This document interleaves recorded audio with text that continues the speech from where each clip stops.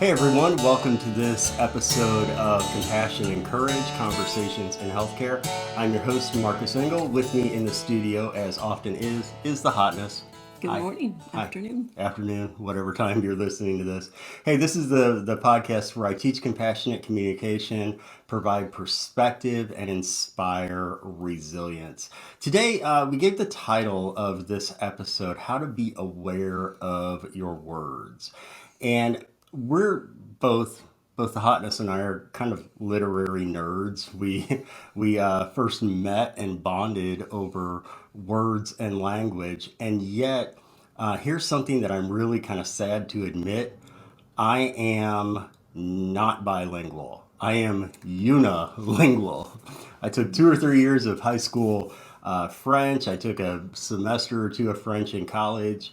And yet, how much of that do I remember? Hardly any. Hardly any. It's really sad that I don't have more foreign language experience. And how about your foreign language experience? I took a year, I think a year, maybe two of Spanish and zip, which is a tragedy. It's a tragedy, right here.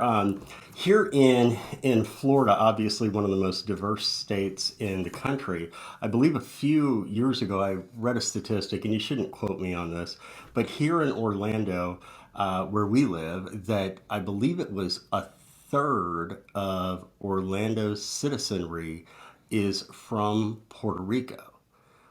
Fully a third of our town is from Puerto Rico. So we have a lot of Spanish that is spoken all throughout the state. And I wish I could communicate better. I just think that I do too. anytime that you know a language, it is another language. It's just another opportunity to communicate. It's another opportunity to show presence with people. And so, all of that being said, whenever I am talking with audiences, whenever I'm on stage, I often remind people, by people I mean healthcare professionals, those who are interacting with patients every day, that your language on the job is not necessarily something that your patients are fluent in. And I often bring up how many abbreviations we use every day in the world of medicine and And now healthcare. you don't mean their language as in English, No, you mean I their mean the medical language that's terminology. terminology that is rooted in Latin and Greek, right? I'm talking about words that end in ology and ostomy. I'm talking about abbreviations that the TMD needs to be stuck into the L9 sublingual vortex, whatever, right? I'm throwing some, obviously, some Your Klingon language. I guess that is kind of Klingon. Sublingual vortex. That sounds like it could be painful. But right, these are the terminology. These are the words. These are the phrasings, abbreviations, nicknames that healthcare professionals use every day. And for those who do not have a clinical background, names of medications, names of procedures, names of different even professions within healthcare, that's a foreign language to those of us who have no clinical background, like me. So this brings up the story that happened to us yesterday. Yesterday, Marlene and I were sitting in the waiting room of a doctor's office, and here's another point.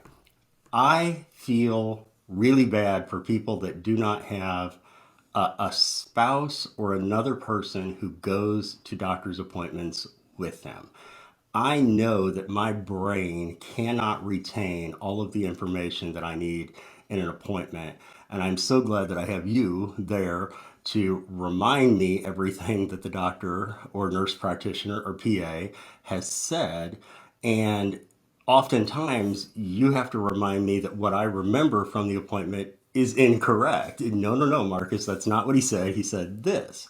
And so I love that we have that relationship where you can be an advocate for me, I can be listening ears and an advocate for you. But all that being said, we're both sitting in a waiting room yesterday at a doctor's office, and we had an experience that I thought was worth sharing on the podcast. And I say that we had this experience. We didn't have it. You had it. The Hotness had it. I didn't really have it because I was tuned out listening to my headphones and flipping through social media or reading articles or whatever I was doing while I was in the waiting room. But you actually witnessed that a gentleman came up to the front desk, and he was distraught, He was. right? He said that he was upset, he was scared, and through obviously his English is not his first language. I'm sure that he was an immigrant to the country and did not understand outside of the doctor's office what was happening with the valet, right? You know, Yes. for those of us who have ever been in a hospital, or if you've ever had valet take your car, you know what that is. You pull up, you jump out of the car, the person drives your car off, they give you a little tag, and you give them the tag back later, they bring your car back. This gentleman was not familiar with that concept, and so whenever somebody came up and was ushering to him to get out of his car, he was afraid. He was. He was afraid, right? He was very distraught. And he came in to see, why are they taking my keys? Is it okay?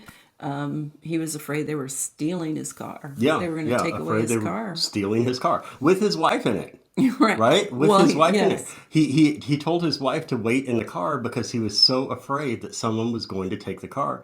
And I thought, well, are they going to take your wife then too? But nonetheless, I mean that's got to be a pretty distressing thing. And bless her heart, the clerk at the front desk took the moment to comfort him and say, no, no, no, it's okay. They will bring it back. It's okay. And it was just really a moment in time of practicing presence. It was when the clerk at the front desk noticed this gentleman's suffering, witnessed to it, felt bad for him because she immediately understood why he was so upset, and then she took the time to practice presence with him. And of course, that's what we all want to do. That's the whole point of this podcast. That's the whole point of my life's work, our life's work, is getting people to slow down and to recognize the suffering of other people, and then to provide comfort and care during those times of suffering. I didn't expect to have, obviously, every time we go to a doctor's office, to a hospital, I am looking around for stories. I am looking around for, I shouldn't say I'm looking around, I'm listening around for stories. But what an opportunity to have some stories that took place not in the exam room, but in the waiting room. There's always a chance to look around and see the needs of others and then provide what others need in that moment. There always is a chance. Our humanity is literally that close. There's people everywhere in every position, elbow to elbow with us throughout our day, that we have an opportunity to impact and make a difference for. And this person was not even coming into this office.